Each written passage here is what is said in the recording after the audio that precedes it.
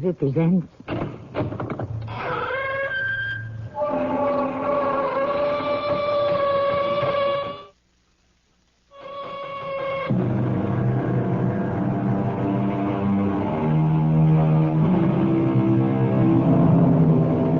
Come in. Welcome. I am Tammy Grimes. Mystery fans have often speculated on how the world's greatest detective, Sherlock Holmes, would have fared against 20th century criminals.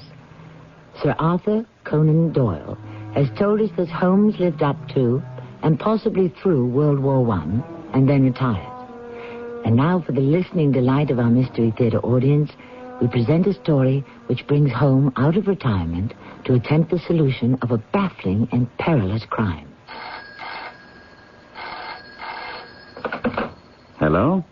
Mr. Sherlock Holmes. Yes? Go back to your bees and your roses in Sussex, old man. I intend to. After I bring this case to a successful conclusion. You're in over your head, Holmes. This is a different world. And if you want to smell your roses again, you'll quit right now.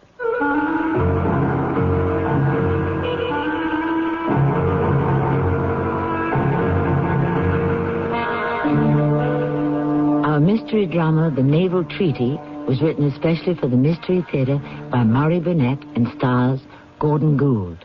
I'll be back shortly with Act One. Wednesday on CBS television. For Annie Potts, it's Insecurity. When her boss picks her to replace him, the rest of the security staff rallies around her. I'll kill if he picks you. So she throws a party to show her appreciation. But things don't work out quite as she planned. Wally said he was sorry he couldn't make it. He's at home converting our den into a garage. It's a guaranteed good time when you tune in to the rollicking comedy Insecurity. Wednesday at 8:30, 7:30 Central and Mountain on CBS television. For over 3/4 of a century, Buick has enjoyed a reputation for having fine, luxurious cars. We're very proud of that. It's a reputation that grows every year. 1982 was no exception. There was the introduction of the new Century and the small Buick Skyhawk. And while each Buick lives up to the name, there are refinements and improvements on everything from the full-size Electra down the line. You see, the Buick reputation isn't just something we ride on. It's something we build on. They say their product is the highest quality. But how can I be sure? But they say it's a great value. Well, how will I know until I try it, and then it'll be too late? Well, there is another way. A way to stop buying blind and start buying smart. Read Consumer Reports.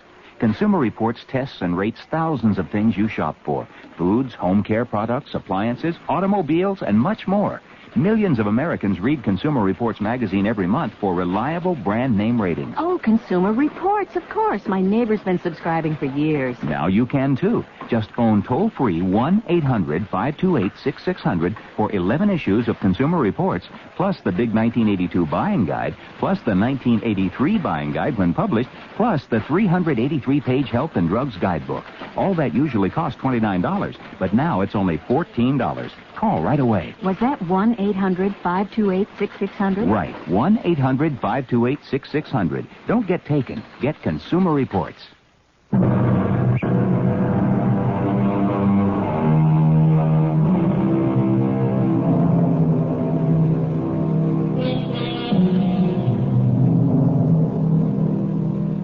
Retirement is a much discussed topic today.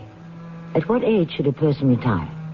Opinions vary, but facts don't lie. Winston Churchill was in his 70s when he led England through World War II. Thomas Edison was advisor and consultant to the United States Navy during World War I when he was 75 years old. And Casey Stengel led the New York Yankees to 4 straight World Series triumphs when he was in his 70s.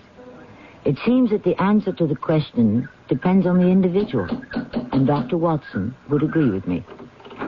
Holmes! Watson, my dear old friend. It's a delight to see you after so many years. Come in, come in. Thank you.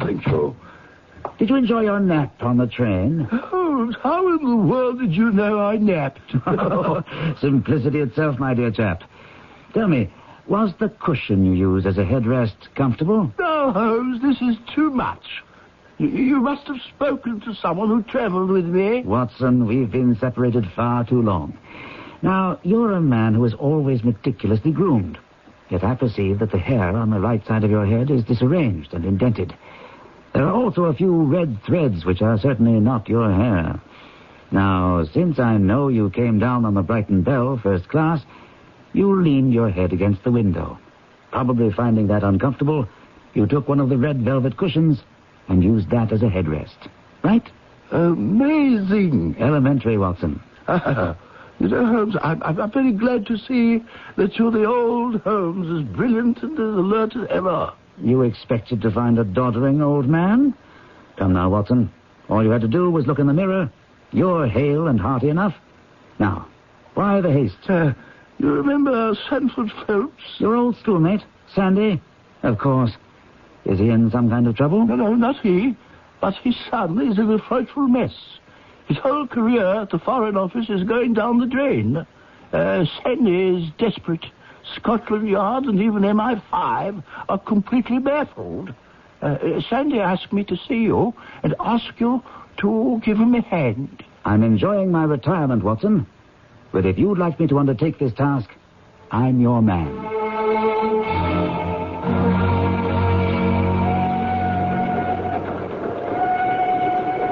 Now, Watson, you said something about a letter which you were going to show me. There may be no need for it now, Holmes. It was to be my last resort in the event that you refused to help me. Nevertheless, I'd like to look at it. Well, it's very pathetic, Holmes. You read how the young man asks over and over for your help. It's only a brief note from your old school chum, but a whole long epistle from young Percy Phelps. It doesn't tell us very much, does it? Hardly anything. As I give it back to you, you might note the handwriting. It holds some interest. The writing isn't his. Excellent, Watson. It is a woman's. No, Holmes, this hand is surely that of a man. No, a woman's. And a woman of rare character. Watson, my interest is already sharpened in the case. I'm looking forward to seeing this young diplomat who's in such devilish straits, and the lady to whom he dictates his letters.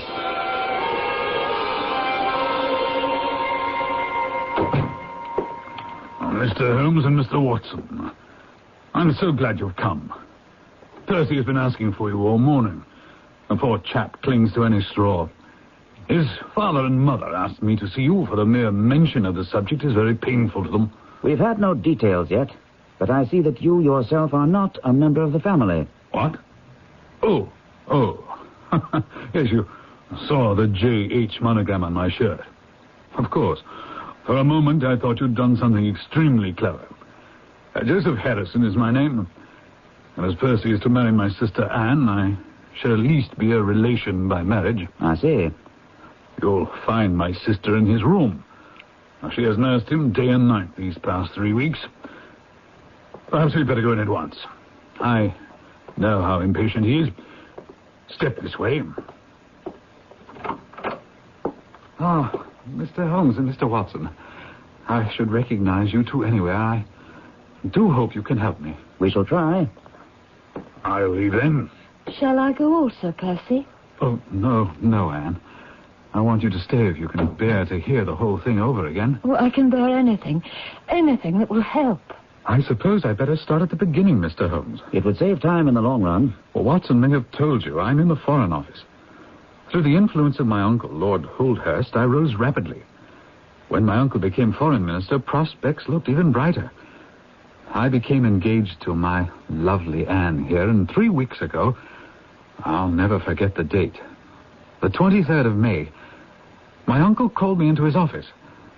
I can recall every word of that conversation, every detail. Percy, my boy, you've handled every matter I've entrusted to you with the utmost discretion, but this is by far the most important matter you've yet to deal with. This is an agreement between our country, and you will see the name of the other country when you copy the document. The agreement would never leave my office if it weren't absolutely necessary to be copied. I regret to say that some rumors have already leaked to the press. You have a safe in your office? Oh, yes, sir. Then take the agreement and lock it up inside there. You may have to work late tonight. I want no one in the office while you're doing the copying. Understood? I do. I cannot risk anyone catching a glimpse of it. I understand. Now, when you have finished copying, replace both the original and the copy in the safe and hand them both over to me personally tomorrow morning. Yes, sir. Then you may lock them in your safe now. I shan't rest easy until the original and your copy are back in my possession. So, Mr. Holmes, I took the document. I did exactly as my uncle instructed. When the others had all gone, I took the document from the safe and began work. Without going into details, I saw at once that it was of such importance that at least 3 of the large powers would have paid fortunes to get their hands on it. I worked as quickly as I could, but it contained 26 separate articles, and by 9 o'clock I was feeling tired. A cup of coffee would help, so I rang the bell for the night watchman, who has a little room at the foot of the stairs and makes coffee for any of us who work overtime. Is that the only bell in your office? Well, no, there are a number of them to different offices, but I rang the night watchman's bell. To my surprise, it was a woman who came to my office. You rang, sir. Oh, well, where's the night watchman? He's not too well, sir, so I climbed the stairs for him. And who are you? Well, I'm his wife, sir, and I'm also one of the cleaning women. Is there anything you want? Well, yes, I'd like some coffee, please. Well, I'll see to it that my Sam gets it for you, sir. And that was the last I saw of her, Mr. Holmes, until much later. You had never seen this woman before? Oh, never. Interesting. Proceed. What happened with the coffee? Well, nothing. I continued to work until, feeling more tired than ever, I decided to go down myself and see what was keeping the night watchman. So I descended the stairs, passing the landing where another set of stairs runs at right angles to the main curving staircase. Leading to where? A side door opening on Charles Street. Ah? This door is kept locked, and only a few of us have a key. You have one? Yes, but I rarely use it. Oh, Mr. Holmes, if only I hadn't gone down for that stupid coffee. I should have stayed in my office. I should have stayed and finished. I should have stayed, or I should have taken more care. Go on. You were on the stairs on your way to the office of the night watchman. Wake up, man. Wake up. The coffee's boiling over. No. What? Oh, Mr. Phelps, sir, I'm sorry. I was boiling the kettle and I must have dozed off. Dozed? You were dead to the world. If you are here, sir, then who's ringing the bell? A bell? What bell is it? The bell in the room you were working in. Your room, sir. Mr. Holmes, a cold hand seemed to close around my heart. I ran like a madman up the stairs, the watchman following me. Well, there was no one in the corridor. No one in the room. Everything was exactly as I left it, except that only the copy I was writing remained. The original trade agreement had vanished. A most intriguing problem. What did you do then? Well, I think I literally went berserk. I was convinced, because such a short time had elapsed, that energetic action on my part would recover the document. I raced downstairs and out the side door to Charles Street.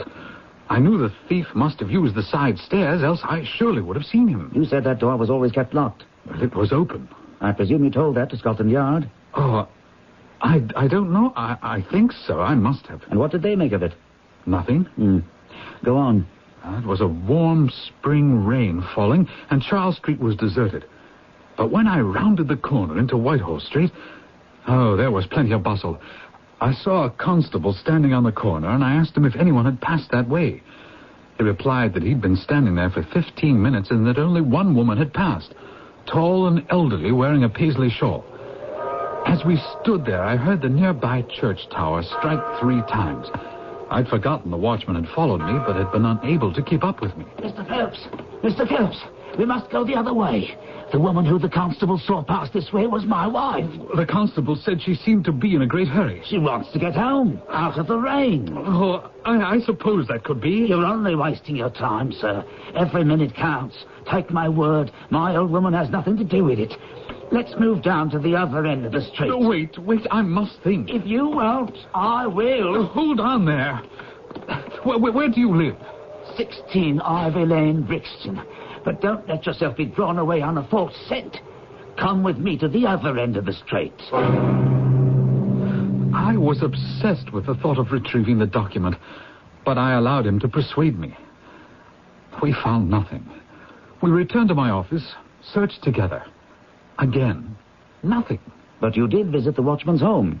Well, after our search proved fruitless, we took a cab and reached his home in Brixton.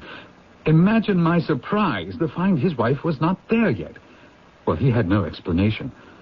Then when we heard a key turning the lock and the front door opening, that's when I think I made my mistake. I let him go to the door. Sarah, there's a gentleman waiting to see you. If it isn't Mr. Phelps, what you doing here? I think you stole a paper from my office, and I'm calling Scotland Yard.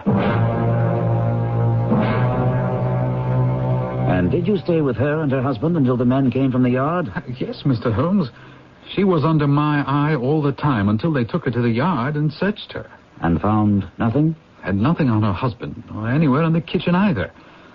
Oh, that's when the full extent of the nightmare hit, and that was when I collapsed. If it's any help to you, Mr. Holmes, Percy was brought here directly in an ambulance. I was so concerned that I wouldn't allow them to take Percy to his bedroom, but insisted that Joseph vacate this room at once. And my poor brother has been in an upstairs sitting room ever since. Oh, tell me, please, Mr. Holmes, do you see any hope? Darling, you must remember that Mr. Holmes has been inactive for some years now, and times have changed. The best minds at Scotland Yard and military intelligence have been baffled. Yes, but that's just the kind of case where Holmes succeeds, Miss Harrison. That's why Percy's father asked me to get in touch with him. Thank you, Watson, for the vote of confidence. But there are a few dark corners here that will have to be illuminated before I can answer Percy's question.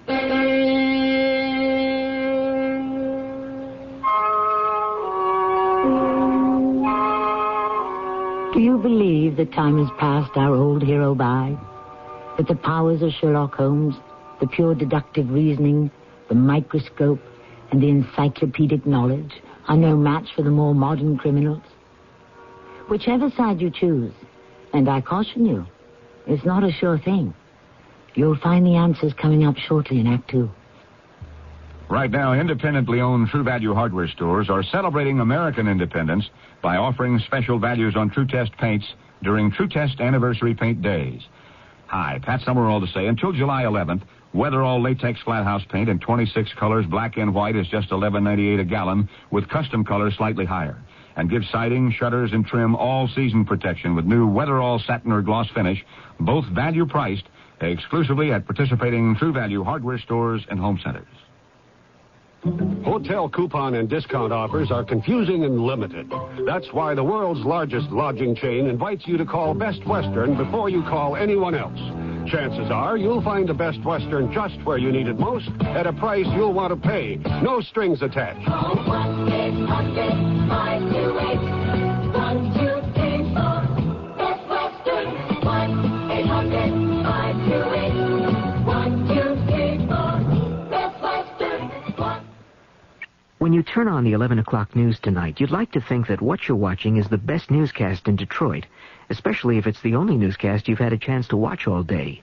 You want reporters who'll give you the best possible coverage of news, weather, and sports, reports that are up-to-date, exacting, uncompromising. News 4 Tonight at 11 gives you just that, but not only just that. It gives you special features and reports that gives it an edge over other newscasts, information that could translate into an added edge for you, a consumer tip that might alter your shopping list, a warning about that latest Hollywood blockbuster destined to bomb at the box office. It's this kind of complete reporting that qualifies News 4 at 11 as the best late-night newscast you can watch in Detroit. And it's this kind of reporting that won it this year's Emmy Award for Excellence. So tonight, don't settle for anything less than the award winner. News 4 Tonight at 11. Thousands have already switched. Now the one we want is you.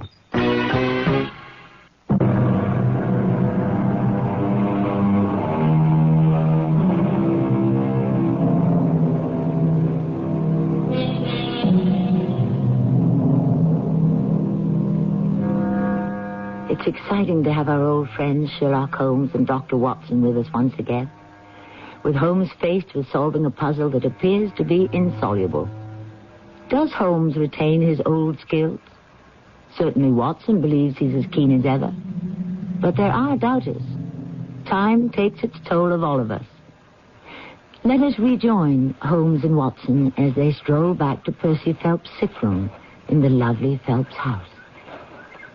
You do have some ideas, Holmes. You see some way to clear Percy Phelps. I'd say, Watson, that at the moment we're equidistant between failure and success. But let's go in now and see if a little refreshment has strengthened Percy Phelps. Well, Miss Harrison, I must say the patient's color is much better. Beef tea works wonders. And so does Sherlock Holmes. There is one question of utmost importance that remains to be answered. Did you tell anyone that you had this special task to perform? Oh, no one. And I'm sure the yard went into the night watchman's background. Oh, yes. He's an old soldier. I believe he was in the Coldstream Guards. Mr. Phelps, I've been noticing your roses are lovely. The moss rose in particular. We know that roses are your speciality, Mr. Holmes, but Percy was hoping for something on the mystery, which will ruin him. Do you see any clue? You furnished me with several, but of course I must test them before I can evaluate them. You suspect someone? I suspect myself. What? Of coming to conclusions too rapidly. Then go to London and test your conclusions. Excellent advice. Watson, come along. And Miss Harrison, I see what excellent nursing care you've given Mr. Phelps. May I urge that you continue it? I need no urging, Mr. Holmes. Since I'm not offering you hope, I thought at least I'd give you advice.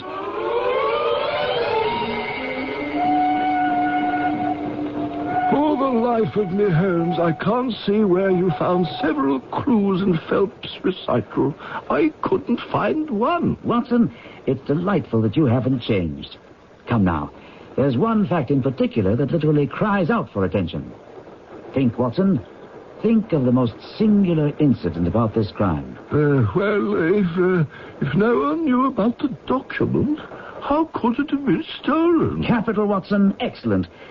But that's still not what bothers me. It doesn't ring the bell, so to speak. Bell? You mean the bell that rang in the watchman's office? Exactly. What kind of a thief is it who rings a bell to give the alarm to announce his presence in Phelps's office? Yes, but couldn't the bell have been rung by accident? About as likely as to say that it was rung by ghosts. No, Watson. Give me the answer to the question of the bell, and I'll give you the solution. Could the bell possibly have been out of order? What are you writing? An advertisement which will appear in every evening paper in London. Here, read it. See now, £10 reward. The number of the cab which dropped the fare at the door of the Foreign Office on Charles Street at 9:45 in the evening of May 23rd. Apply Dr. John Watson, 25 Harley Street. I hope you won't mind my using your office for this purpose. I'm delighted. But what makes you confident that the thief came in a cab? If we believe, Phelps, that there's no hiding place in either the room or the corridor, the person must have come from outside and yet left no trace of damp boots anywhere, we may safely deduce a cab.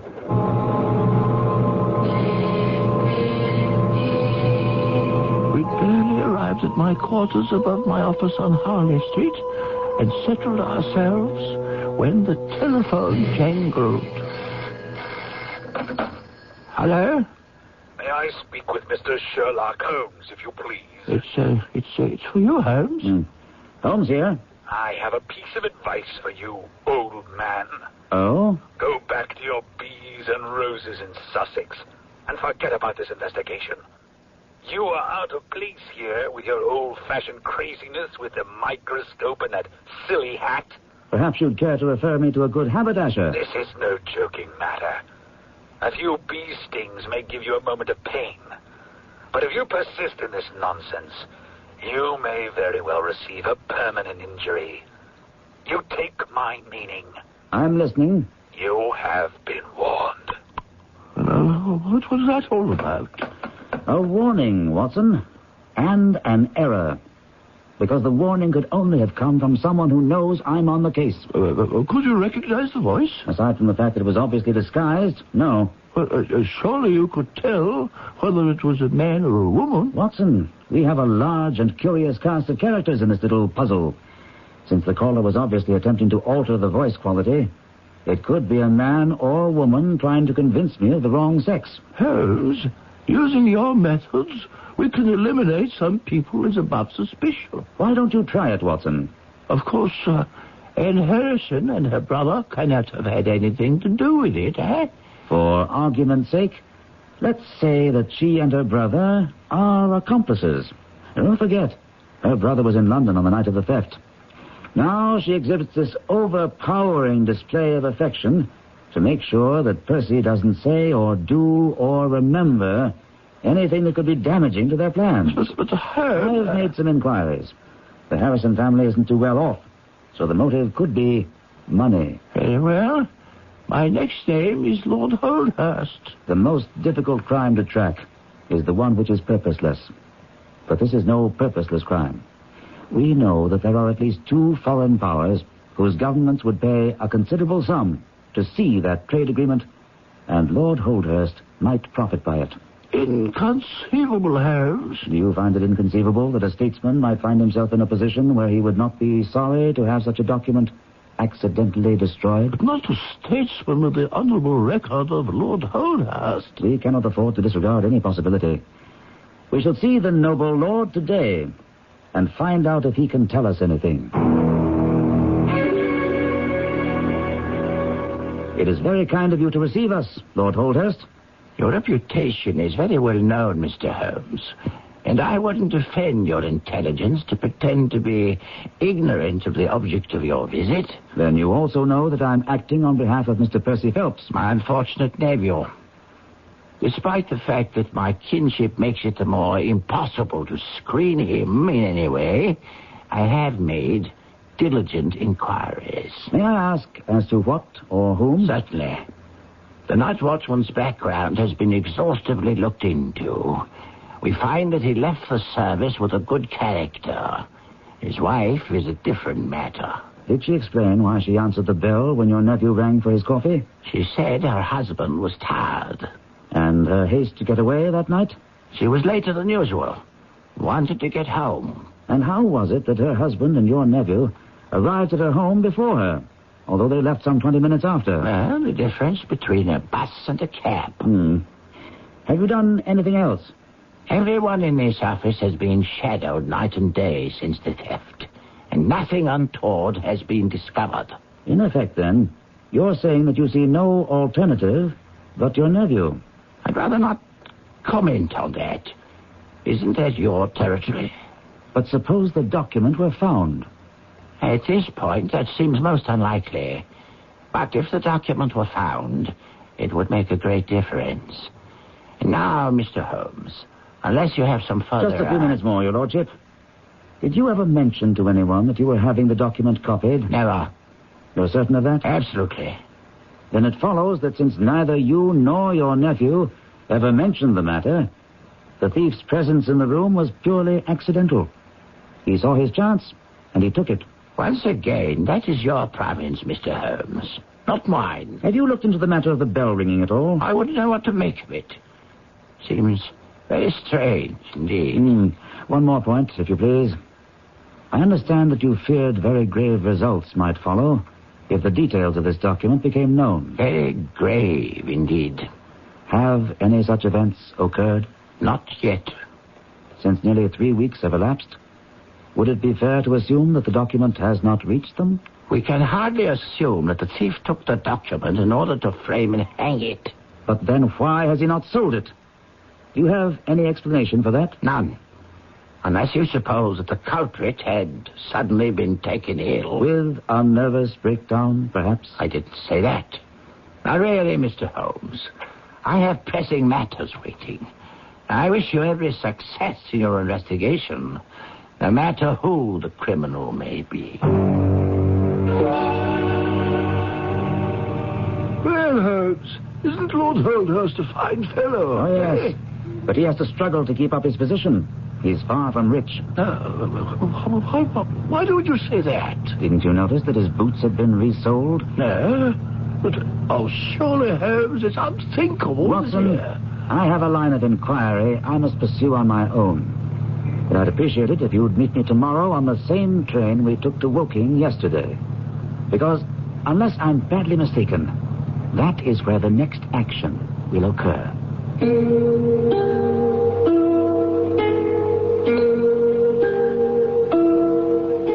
We are much taken today with nostalgia. Perhaps because time has thrown a rosy glow over what we refer to as the good old days. But there's no doubt whatsoever in the minds of the millions of Holmes fans that the London of Sherlock Holmes and Dr. Watson was much more romantic and much preferable to the London of today. We'll be back to that London and the English countryside shortly. If you've been reading about wise money management in your favorite publications, you've undoubtedly heard about Dreyfus Liquid Assets, one of the world's largest money market funds, and about the big yields you can get on your money right now. Start with as little as $2,500. Make added investments as low as $100. With Dreyfus Liquid Assets, your money is yours whenever you need it. Phone for it, have it sent to your bank, or write a redemption check for cash or to pay your larger bills. You keep right on earning that high yield, compounded daily until your check clears. No penalties on interest, no sales charge, no charge for the checks. It's so simple, sensible, convenient. But find out for yourself. Call toll-free 800-228-5000 for free information and a prospectus, including management fee, charges, and expenses. Read the prospectus carefully before investing or sending money. Discover how Dreyfus Liquid Assets can help you get the lion's share of today's high money market rates. 800-228-5000. Toll-free 800-228-5000. 5,000. Excuse me, I own that shoe store across the street. Want to buy it? Well, I'll be honest. I have great shoes, but no customers, so I'm ready to sell the whole thing at any price you name it. $12. Sold. Ooh. Well, now that you own a shoe store, what'll you do with it? Well, advertise. Well, I tried. A lot of newspaper ads, then TV and magazines. I'll probably go radio. Radio? Yeah, according to the latest studies, everyday radio reaches more people than newspaper, TV, or magazine. How did you know? What's more, radio targets customers. I'll match up the right stations for my dressier lines and different stations for young casual. Since radio costs a lot less than newspapers or TV, I'll get good efficiency. Listen, I'd like to buy my store back from you. Well, at a fair profit. Okay. How much do you want? $156,000. That's a pretty fair profit. Take it or leave it. I'll take it. Radio. It costs less, targets your best customers, and it sells. Radio. Red hot because it works. For more facts on radio, call this station of the Radio Advertising Bureau. They brought you this message.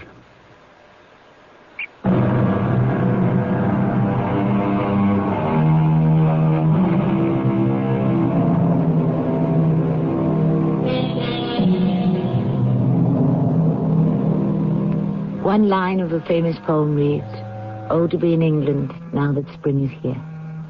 I'd like to paraphrase that to read, "Oh, to be in England whenever Holmes is there." Stay with me and you can be transported to England and be with Sherlock Holmes and Dr. Watson as Holmes comes out of his retirement to match wits with a criminal whose crime threatens to destroy a promising career. Holmes, why are we traveling to Woking again? Because, Watson, if my deductions are correct, that is where the next happening must occur. Young Percy has gotten himself into some very deep waters, and it may be difficult to get him safely ashore. You think that somehow Percy has gotten himself involved with international spies? International spies do not announce their presence by ringing a bell just moments before they get their hands on a document. Is it possible that young Percy was the target of some plot by a jealous colleague? I do not think it likely. How do you explain what happened? From all the facts that I've been able to gather, I think that Percy Phelps was a young man in the wrong place at the right time. When we arrived at Woking, it was a glorious afternoon. Holmes suggested that we walk to the Phelps residence. Accordingly, we set out along the winding path which led to the grounds. What do you think is going to happen here, Joaquin? I haven't the slightest idea, Watson. Well, what would make you think something will? If nothing happens, I would have to rethink my deductions and entertain serious doubts about my ability to help Percy Phelps. Down! Flat on the ground. Yes. Watson, crawl for the shelter of that large tree over there. Yes, I see it. As quickly as you can. Is this the event you're expecting, Holmes? Frankly, no. But I do take comfort from one thing. What's that? The fact that our adversary is a poor shot.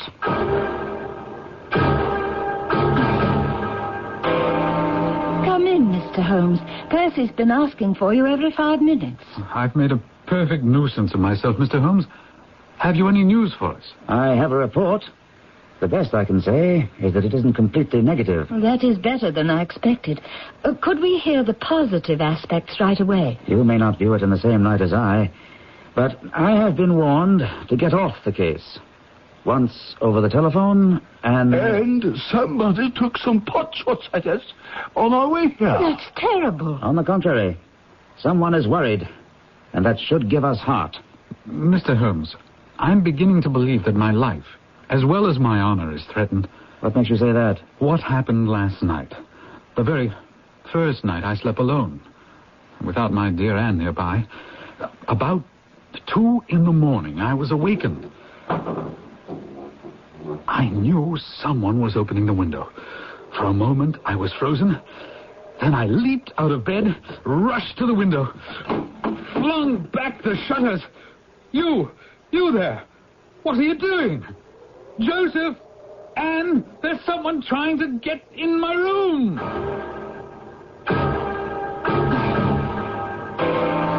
And that's about all there was to it. Except that in the moonlight, I distinctly saw the flash of the blade of a knife. What about the intruder? Any description? Oh, it was a man, I think. He was wrapped in some sort of cloak which covered the lower part of his face. He was gone in an instant. I should have tried to chase him down, but I was too weak. Fortunately, it might very well have been dangerous. Do you think you're strong enough to walk around the house with me? We might be able to pick up something that's been overlooked. I hardly think you'll discover anything new. My brother Joseph and the groom went over the grounds thoroughly earlier. That's true.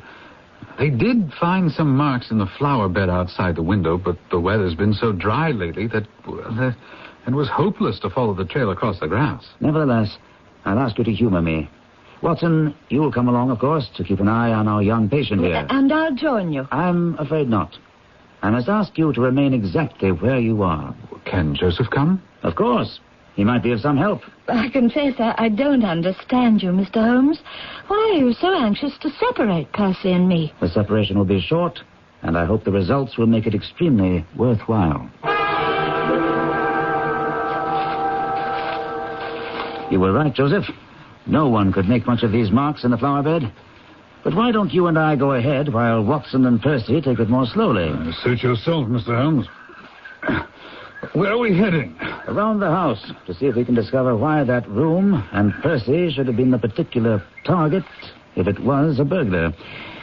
I should have thought that the larger windows of the drawing room and dining room would have been more attractive. Those windows are more visible from the road, but the room where the entry was attempted looks more promising from the ground. Of course. By the way, Percy said you found some place where the intruder scaled the fence. Right over there. Let's have a look at it. Here it is.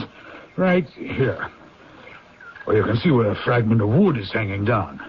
Do you think this was done last night? Doesn't it look rather old for that?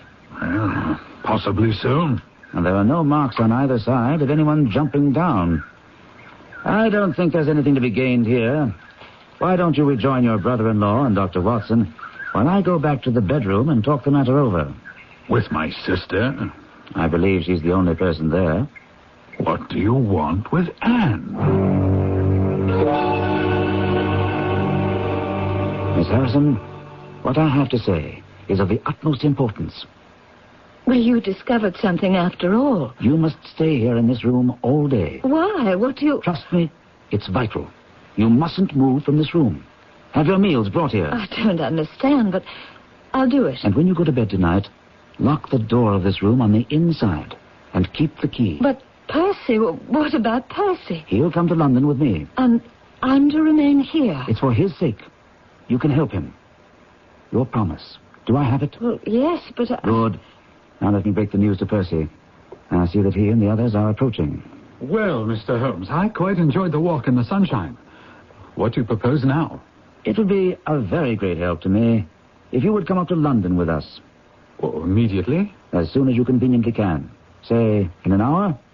Well, I feel strong enough if you feel I can really be of help. The greatest possible. Perhaps you'd like me to stay in London tonight. I was just going to propose it. I think I see what's behind your plan, Mr. Holmes. You do? Yes. If my friend of last night should make another visit, he'll find the bird has flown. Perhaps you'd like Joseph to come to look after me. Not necessary. My friend Dr. Watson is a medical man, and he'll look after you. If you'll be so kind as to give us lunch here, we three shall all set off for town together.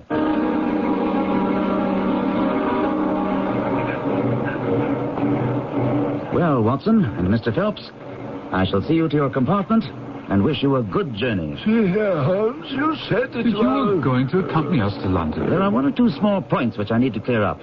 Your absence, Mr. Phelps, will in some ways rather assist me. What about our investigation in London? We can do that tomorrow. I think that just at present, I can be more of use here. But I say, Holmes, what about... Accommodations for our young friend? Exactly. You have a spare bedroom, I believe? Of course. But when will we see you? I expect to breakfast with you tomorrow. There's a train which will bring me into Waterloo at 8.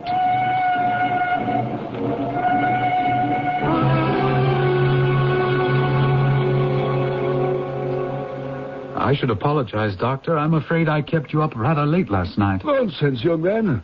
I just felt that you should have had more sleep. I didn't sleep a wink. And where is Holmes? It's not much past 8. He'll be here. You have implicit faith in Holmes. I've seen him do remarkable things. Do you think he expects success? You can ask him yourself. If you will come to the window, you'll see he's getting out of the cab now. What's the matter with his hand? Why is it bandaged like that? I haven't the slightest idea. Well, he looks like a beaten man. And I had hoped for so much upon his return. Good morning, gentlemen. Oh, Holmes, you're not wounded. Tush, it's only a scratch through my own clumsiness. This case of yours, Mr. Phelps, it's been a remarkable experience. That bandage, Holmes, tells of adventures. What's happened? After breakfast, Watson. Remember, I've breathed 30 miles of Surrey air this morning, and I'm ravenous. I see you've done well with the sideboard.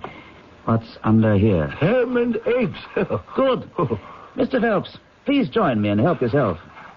Will you have curried fowl or eggs? Oh, nothing, thank you. I cannot eat. Well, then, I suppose you'd have no objection to raising the lid and helping me. Not at all. I don't believe my eyes.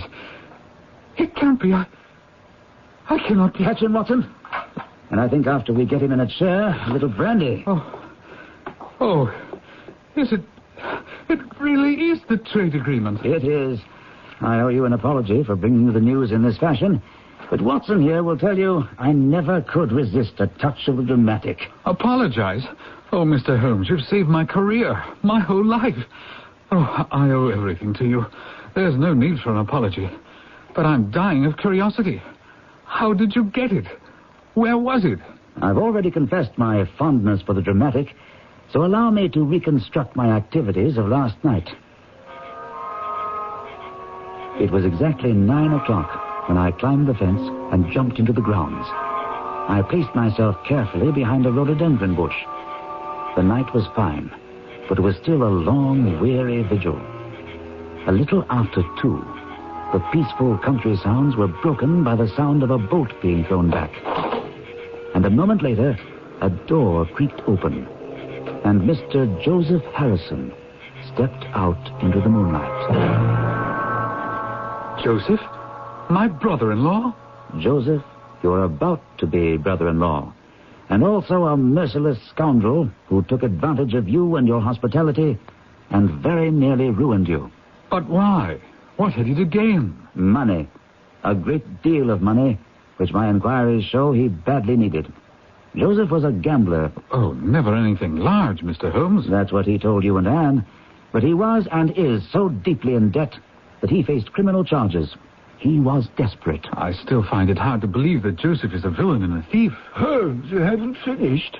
Why is your hand bandaged? He must have sustained that injury when he accosted Joseph on the lawn. Not quite, Mr. Phelps. I wanted him to lead me to where he'd hidden the document. And once again, you'll have to put up with my theatrics. I stole to the window and peered in. He was lifting up some baseboards. As soon as I saw the document in his hand, I slipped through the open door and said, "I'll take that, Mr. Harrison." You meddling fool, I warned you to stay out of this. Now you'll pay for it. Drop the knife. Drop it, or I'll break your arm. Now, Mr. Harrison, if you're as clever as you are vicious, you won't make me use this revolver. The document, please. Thank you. What are you going to do with me? Nothing. Now that I have the document, you're free to go. But I doubt that Scotland Yard will let you off so easily. You let him go? I wired full particulars to the Yard this morning. I expect they'll find Harrison has fled, and rather suspect that you, Mr. Phelps, and Lord Holdhurst would be just as happy if this matter never came to court. Oh, the newspapers would have a Roman holiday. Exactly. But Holmes, what made you suspect Joseph in the first place? The science of deduction and the bell, Watson. The answer to what kind of a thief rings a bell is no thief. If not a thief, then who? A friend who'd come to visit and decided to steal. In short, Joseph Harrison was in London. He was to meet at the train with Phelps. It seemed logical that Harrison might be early, and so he drops in on Percy. No one is in the office.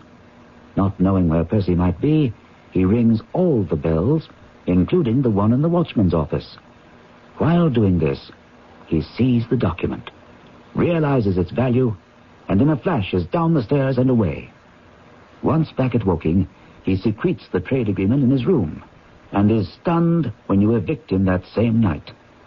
All this was deductive theory, which was proved when he made the attempt to enter your room the very first night you were alone. Well, you don't think he had any murderous intentions? The knife was to be used only as a tool. Perhaps. I can only say that Joseph Harrison is a gentleman to whose mercy I should be extremely unwilling to trust.